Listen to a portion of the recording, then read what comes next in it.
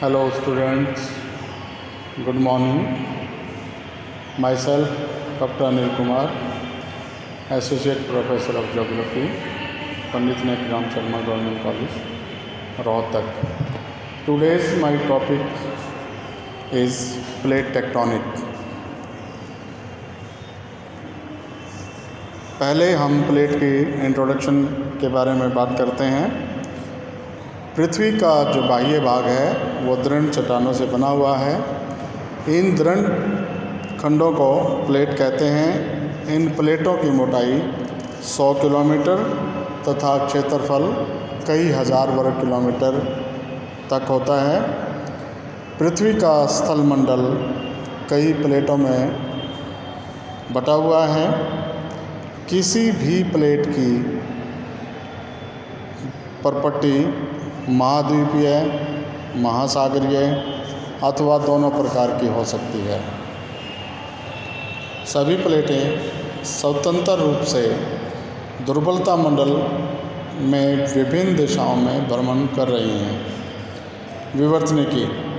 विवर्तनिकी को अंग्रेजी में टेक्टोनिक्स कहते हैं। अंग्रेजी का टेक्टोनिक शब्द यूनानी भाषा के टेक्टोनिकॉस से बना है, जिसका अर्थ निर्माण अथवा रचना है। अतः विवर्तनिकी से हमारा अभिप्राय पृथ्वी की आंतरिक शक्तियों के फलस्वरूप उस पटल विरूपण से है जो भूस्थल पर अनेक प्रकार के भू आकारों को जन्म देता है।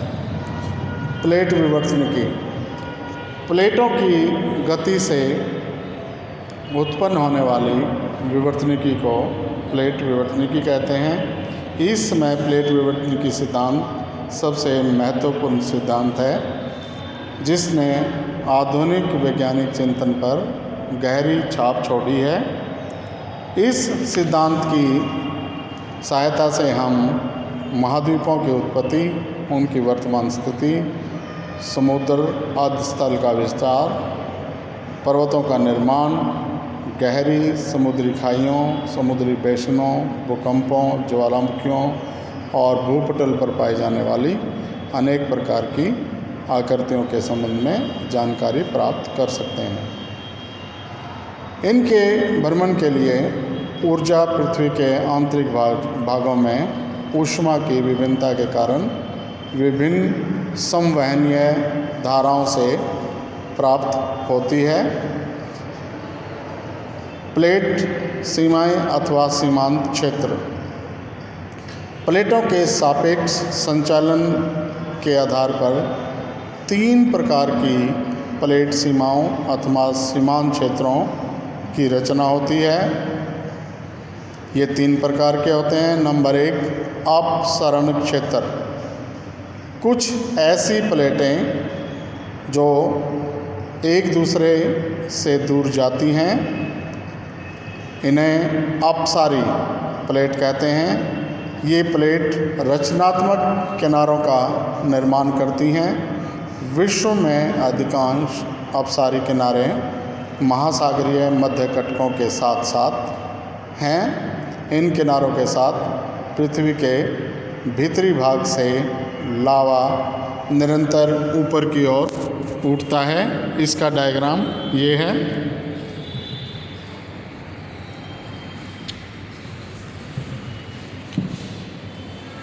दूसरा, अभिसरण क्षेत्र। कुछ प्लेटें एक दूसरे के निकट आती हैं और आपस में टकराती हैं। ऐसी प्लेटों को अभिसरण प्लेट कहते हैं। इन 2 प्लेटों के बीच के किनारे को अभिसरण अथवा विनाशात्मक किनारा कहते हैं। जब एक महासागरीय प्लेट किसी महाद्वीपीय प्लेट से टकराती है तो महासागरीय प्लेट भारी होने के कारण महाद्वीपीय प्लेट के नीचे धंस जाती है और अधिक गहराई पर जाने पर इसका हिस्सा पिघल जाता है, जिससे धरातल के अंदर कंपन पैदा हो जाती है और महासागरीय तली का विनाश होता है। तीसरी, रूपांतर भ्रंश। जब दो प्लेटें एक दूसरे के आसपास से गुजर जाती हैं, ऐसी प्लेट इन्हें रूपांतरण किनारे कहा जाता है। इन किनारों पर बहुत से भूकंप आते हैं, लेकिन दोनों प्लेटें ए और बी प्लेट एक दूसरे के विपरीत दिशा में संचलन करने के कारण कोई ज़्यादा नुकसान नहीं कर पाती। नेक्स्ट, प्लेट विवर्तनिकी का उद्भव एवं विकास। प्लेट विवर्तनिकी सिद्धांत के अनुसार समस्त पृथ्वी पर विवर्तनिक शक्तियाँ कार्य कर रही हैं, जिसके प्रभावाधीन भूपरपट्टी का ऊपरी भाग नरम दुर्बलता मंडल पर भ्रमण कर रहा है।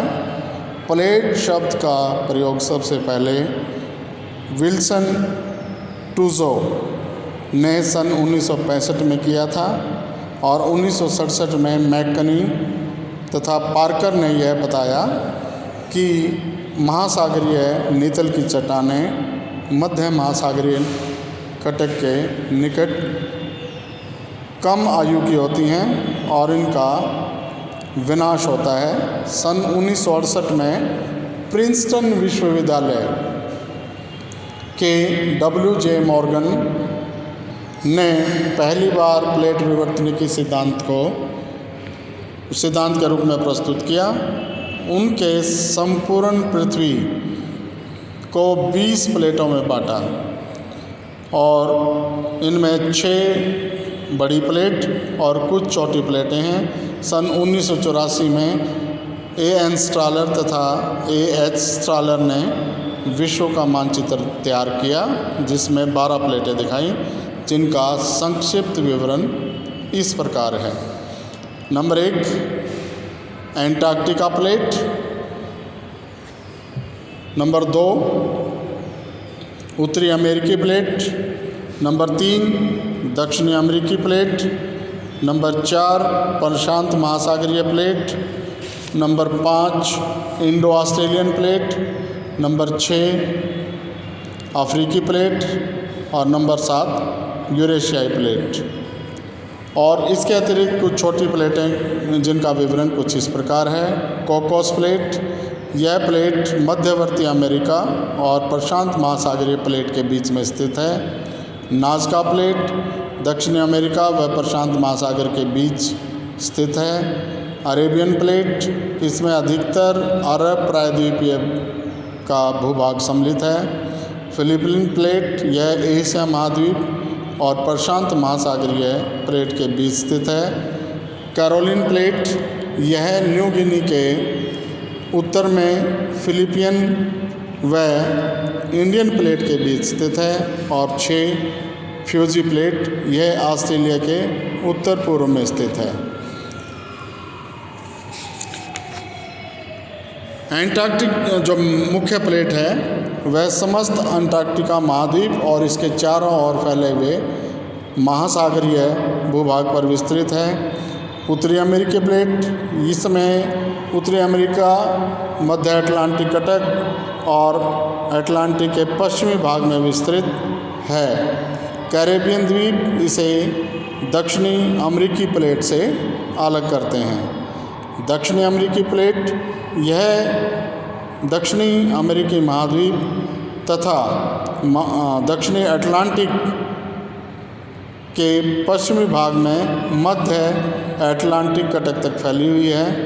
चौथी, प्रशांत महासागरीय प्लेट, यह विश्व की सबसे बड़ी प्लेटों में से एक है और प्रशांत महासागर के अधिकांश भाग को घेरे हुए है।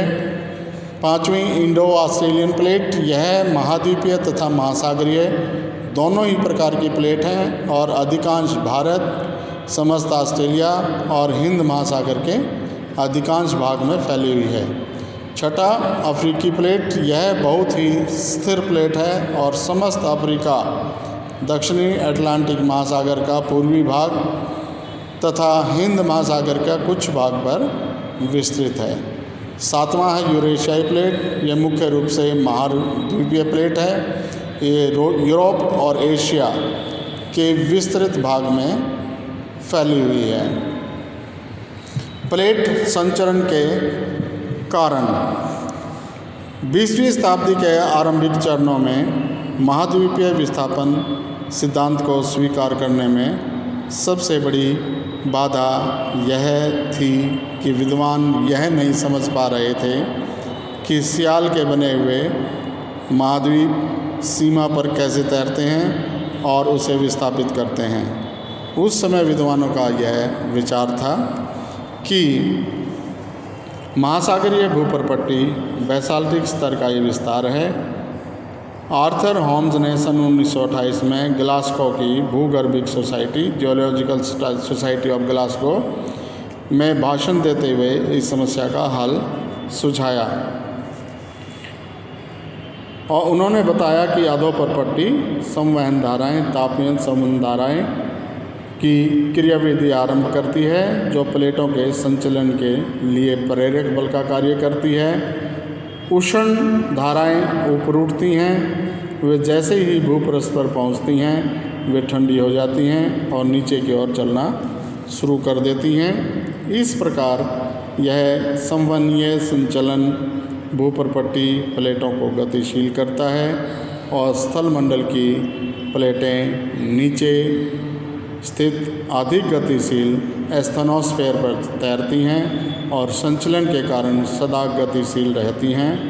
ये संवहनीय धाराओं के प्रभाव की ओर संकेत करते हैं। ज्वालामुखी क्रिया के ये केंद्र तप्त स्थल हॉट स्पॉट कहलाते हैं। Thank you very much.